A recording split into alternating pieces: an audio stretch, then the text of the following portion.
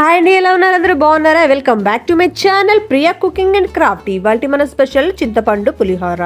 చింతపండుతో పులిహోరను temple style taste వచ్చేలాగా ఎలా తయారు చేసుకోవాలనే విషయాన్ని నేను చూపించబోతున్నాను. అందరికీ తెలిసిన ప్రాసెస్ అయినా బిగినర్స్ ఉన్నారు, వారు మాత్రం వీడియోని పూర్తిగా చూడండి. నేను ఇక్కడ ఎలక్ట్రికల్ రైస్ కుక్కర్ బౌల్లో 3 గ్లాసెస్ దాకా రైస్ని తీసుకుంటున్నాను. అది నార్మల్ రైసే. ఈ రైస్ని తగినంత వాటర్ పోసుకుంటూ బాగా నీట్గా 3 సార్లు బాగా కడిగి తగినంత క్వాంటిటీలో వాటర్ పోసుకొని స్విచ్ ఆన్ చేసి మూత పెట్టుకొని కుక్ చేస్తున్నాను. ఈలోపు చిన్న కడాయి పెట్టుకొని మీడియం ఫ్లేమ్లో 1 స్పూన్ దాకా పచ్చిశనగపప్పు, 1 స్పూన్ మినప్పప్పు, 1 స్పూన్ ధనియాలు, 1 స్పూన్ మిరియాలు, వీటితో పాటు 1 స్పూన్ జీలకర్రను, 1 స్పూన్ మెంతులు, 1 స్పూన్ నువ్వులు, కొన్ని ఆవాలు, 2 ఎండుమిర్చి, ఇవన్నీ వేసి దోరగా మీడియం ఫ్లేమ్లో వేయించుకోవాలి. వీటన్నిటిని మిక్సర్ జార్లోకి తీసుకొని ఫైన్ పౌడర్ చేసుకోవాలి. ఈ పౌడర్ని ఒక బౌల్లో పక్కన పెట్టేసుకోండి. చింతపండును 100 గ్రామ్స్ దాకా తీసుకొని నానబెట్టాను. దీనిని చింతపండు మాత్రమే మిక్సీ జార్లో వేసి ఫైన్గా పేస్ట్ చేసుకుందాం. దానికోసం చింతపండు వేసి కొంచెం వాటర్ని వేసి పేస్ట్ చేసుకున్నాను. ఈ పేస్ట్ని మనం ఒక స్ట్రైనర్ తీసుకొని బాగా వడగట్టుకోవాలి. ఇలా చేయటం వల్ల పీచు కానీ పిక్క కానీ డస్ట్ కానీ ఏదైనా చింతపండులో ఉంటే అడ్డు రాకుండా ప్యూర్గా చక్కగా నీట్గా చింతపండు గ్రేవీ రెడీ అవుతుంది.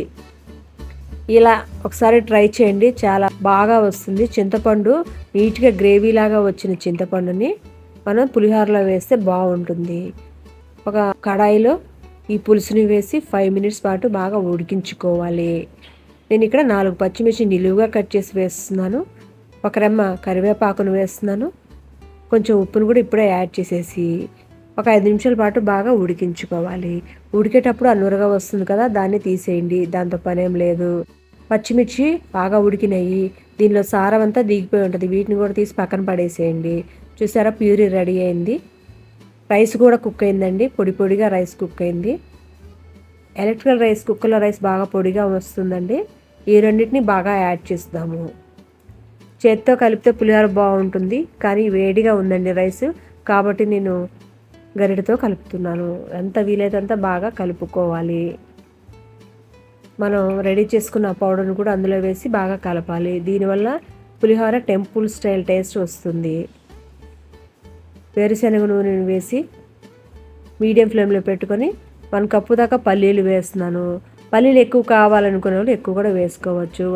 1 కప్పు పచ్చిశనగపప్పు, 1 కప్పు ఆవాలు, 1 కప్పు మినప్పప్పు, వీటన్నిటిని వేసి దోరగా వేయించుతూ చివరిగా ఎండుమిర్చిని కూడా వేసి బాగా మీడియం ఫ్లేమ్ పెట్టుకుని వేయించుకోవాలి.